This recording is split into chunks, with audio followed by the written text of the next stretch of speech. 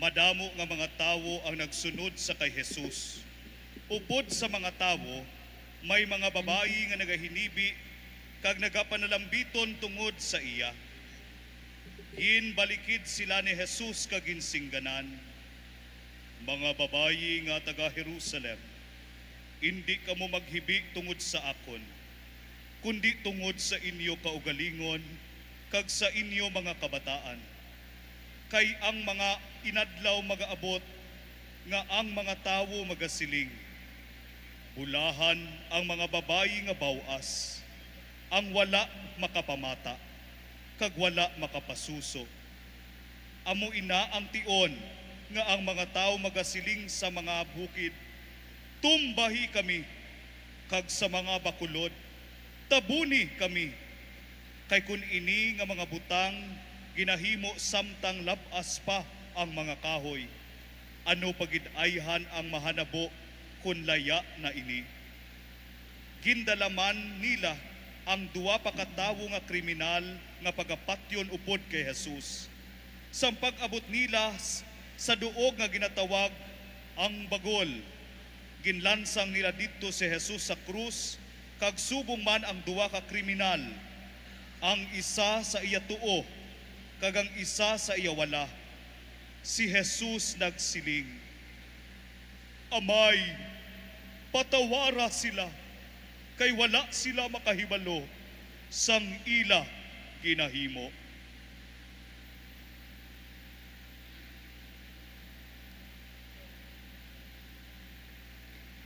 Amay, patawara sila, kay wala sila makahibalo sang ila ginahimo. Ako si Lucena Gehon, mas kilala ako nga Otay dito sa among lugar. Tagabayas ako, Island Barangay nga sakop sang istansya. Nagumpisa ako serve sa simbahan as lector, but now I serve as Eucharistic Minister at the Queen of the Most Holy Rosary Parish sa istansya. As a solo parent to one daughter, na-experience ko sadto ang madamo nga mga political oppression. Pirmi lang ako ginadeny sa akong mga privileges. Daw makaduda ka kung amo gidman bala ini ang gusto sang Diyos. Father, forgive them, for they do not know what they are doing. This passage is impossible for me to even utter sang wala pa ako nagaserbisyo sa Ginoo. I used to have a strong personality. Kabalo ako manindugan. Kabalo ako magpakigbato sa nga akon kinamatarong. Wala ako natahap. Kag wala ako basta-basta nagahibi. My life started to change sang ginorganize ang MKK o magagmay nga Kristiyanong katilingban sa amon barangay. At first, reluctant ako nga mag-intra kay nahadlok ako mag-commit. Nakita ko ang previous nga back coordinator, nagtigulang na lang siya kag hindi ko gid gusto ang iyang role kay kabudlay. Pero sang ulihi gali nangin amo man ako, back coordinator man. Pero tungod sa to nga nahuya ako sa amon mga parish formators kag kay formerly Deacon, Reverend Father Mark Hormigoso, nag-join na lang ako with doubts kung ano ang mga mahanabo along the way. Sang na-organize na ang ministry sang MKK kag ako ang napili nga lector coordinator, didto na nag-umpisa ang kalbaryo kay ang akon gali presensya sa ministry threat para sa iban. Ginhambalan ako sang akon kaupod nga coordinator nga maghalin kag ihatag ko kuno ang akon coordinatorship sa youth. Natublagid ako kag namaguhan sa amusadto nga sitwasyon tungod wala ako nagadahom nga sa sulod mismo sang simbahan may ara tawo nga may amo sina nga batasan. Sadto nga tion natandog ang akon bugal kag tuman ang kalain sang buot ang ako nabatsyagan. Mabudlay gali ang magpaka-Kristiyano. Hindi na ako ang dating ako tungod sa mga session sang MKK. Hindi na ako ang dating Otay. Nga maabtik magpangapin sang akon kaugalingon kung pamatsyag ko ginapakanubo ako o ginatapakan ang akon kinamatarong. Naghimugong ako sang akon kalain buot, kaginpadayon ko ang pagtatapsang maayo sa akon ministry. Na-eksperyensyahan ko nga ang talamdan nga ginagamit namon sa panimbahon, wala ginhatag sa amon, para lang gid pabudlayan ang lector ministry. Wala pa ako makahangop sang meaning kag purpose sang Ginoo sadto nga mga tinion, kay ang naobserbahan ko lang nga kada may hilikoton, may nagadisturbo dayon sa akon disposisyon. Nagpadayon ako, kag ang amon nga youth nagdamo tungod kay nag-house to house recruit kami para sa youth ministry. Nag-abot ang JAPS, ang bukal ng tipan, ang pagbisita sa mga German priests, theologians, church workers, kag even ang bishop sang Speyer, Germany, kag sang ulihi ang mga taga-Austria. Sobra ang kalipay kag excitement sang amon pumuluyo sa community, ilabi na gid ang mga katapo sang MKK ministry.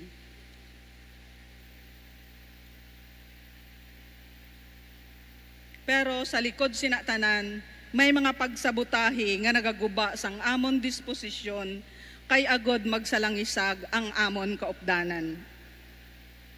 Nag-abot ang tion nga daw hindi na ako makapadayon sa pag-attender sang akon ministry tungod kay samtang naga-prepare ako sang mga hilikoton sa simbahan, gina-prepare ko man ang akon kaugalingon sa posible nga himuon sang akon kontra sa akon. Maisa sadto kakahigayunan nga nag-abot ang amon mga bisita nga Germans sa amon barangay sa Bayas para mag-observe sang amon nga panimbahon. Wala yagin pakaon ang amon youth nga nagaupod man sa amon ministry kag nasakop man sa pagkaon kay ululupod kami nga nagakaon sang amon mga bisita nga Germans. Tungod sa kakulang sang ako ni hibalo na hanungod sa plano sang Ginoo sa akon kabuhi, kag bunga sang akon kaakig sa sina nga tion, nakaitsaman ako sang hindi maayo nga hambalanon sa iya. Na-stressed gid ako, disturbed ako, kag tuman gid ang akon kaugot. Naagyan ko nga nagakatulugan na lang ako sang paghilibion kay gusto ko na maguntat sa akon hilikoton sa simbahan. O galing kay naluoy ako sa mga members nga nagpili nga mag-upod sa akon sa lector ministry. Sang nagseminar, sang nag-abot ang seminar sang lectors, una pa ang nagakontra sa akon, announce nga maseminar siya. Pero lain ang iya ministry. Ato nga hitabo, nagtuga pagid sang kalain buot, misunderstanding, kag division sa amon MKK ministry. Apang nagapasalamat ako sa mga ginahiwat namon nga pagpaambitanay sang pulong sang Dios upod sa akon mga MKK family kay nagahatag ini sang kasulhayan sa amon sa mga ginaagihan namon nga mapagtilaw. Kag bilang Eucharistic minister, ang pulong sang Dios nga akon ginaproklamar, akon gid ginakabuhi. May kahigayunan during pandemic nga nag-prepare kami tani sang venue, sang misa, sang fiesta didto sa plaza. Bisa nagahubag ang akong tiil, pilit ako nga nagpa-plaza para ihanda tani namon ang venue pagkaaga. Sadto pa lang namon nahibaluan nga 3 days na gali nga ginpaagi sa iyang information nga sa chapel na mamisa, pero wala gid niya kami pagpahibalua. Ginsukmatan siya sa akon upod, pero ang sabat niya, nalipat ko na siya.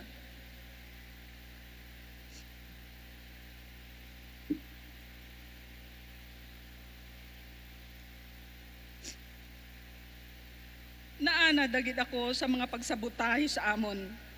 Pero pagkalipas ang kada hindi manami ang mga hitabo, ginatinguhaan ko lang gihapon nga magbugno sa iya, tungod amat-amat nga nagaklaro sa akon kaisipan nga siya inang tentasyon nga nagadistract sa akon agod nga magwa ako sa hilikoton.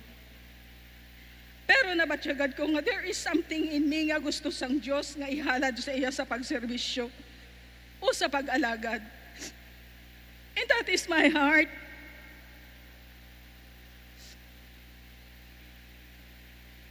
Sa akon pag-alagad, sa hilikoton sang Ginoo, na aguman ko ang mga pang-insulto, panghikay, paghisa,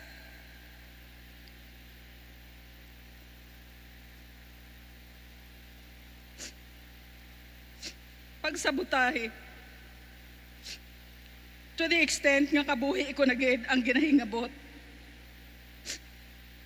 Hindi ko na maisip kung pila ka beses. But God loves me so much that He saved me. He saves me. He always saves me.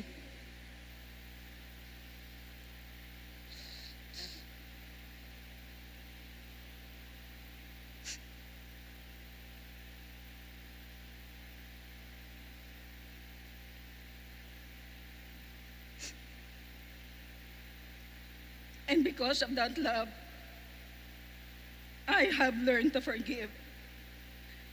I have learned to say, Father, forgive them, for they do not know what they are doing.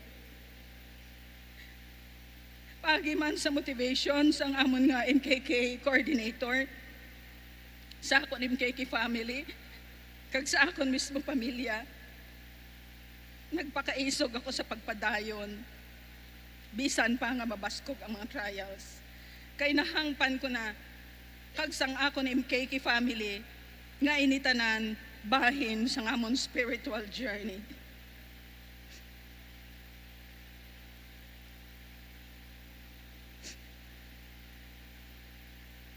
Sang December 2023, nagbisita sa amon si Archbishop Romeo Lazo.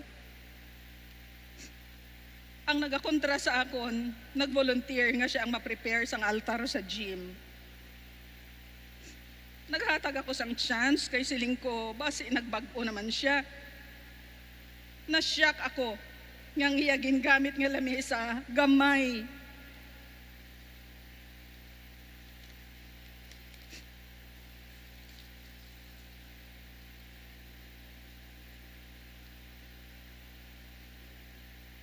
Ngang hapin nga white cloth, isa pa ka dangaw ang sangyad sa flooring sang gym. Nga ang matuod, may ara lamesa nga dako, nga amogid tani ang maayo nga himuon nga altar. Naginotok si Archbishop Romy, si Father Joper, kag si Monsignor Mario sa altar. Nadisturbo naman ako, kag naapektuhan gid, kay wala siya nagauntat sa pagsabotay sa amon ministry. Pero wala na ako nag-dare pa nga hambalan siya. Because God is teaching me to love, to be merciful, to understand, and above all, to forgive. Wala man ako naging perfect. Padayon lang ako sa gihapon, sa matutom nga pagtuman sa hilikoton sang Diyos. Kay nahangpan ko na, nga ang pagpanglakaton gali sa simbahan, bisan ang mga ginakabig mga kasumpong, kinahanglanon man gali nga kaupod sa pagpatubo sang pagtuo. Sa pag-usoy sa sinudal nga banas, diri ko nahangpan nga huptan ang panimuot nga bukas sa pagbaton bisan sa mga bagay nga mabugat sa buot, lama nga matipigan ang simbahan. Gani, ang mga ministeryo sa aton parokya kag lokal nga simbahan, hindi man perpekto.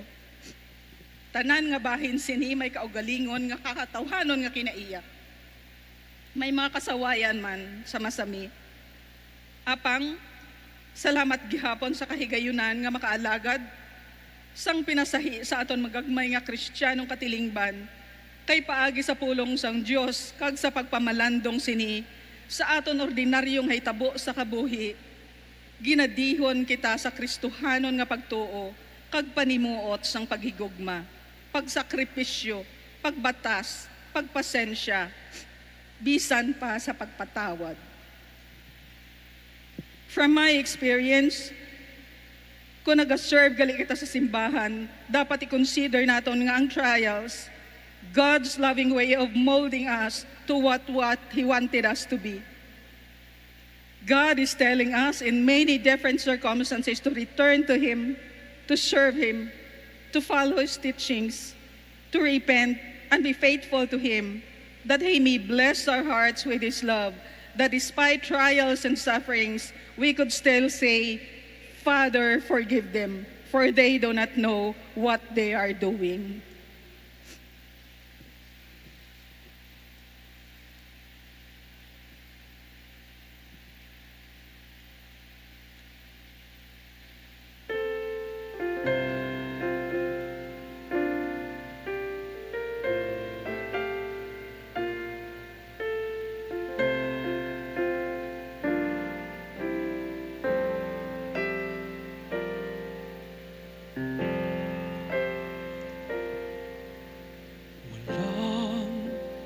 Di man lang dumanas kailanman, magmahal ng tapat at di man lamang nasaktan.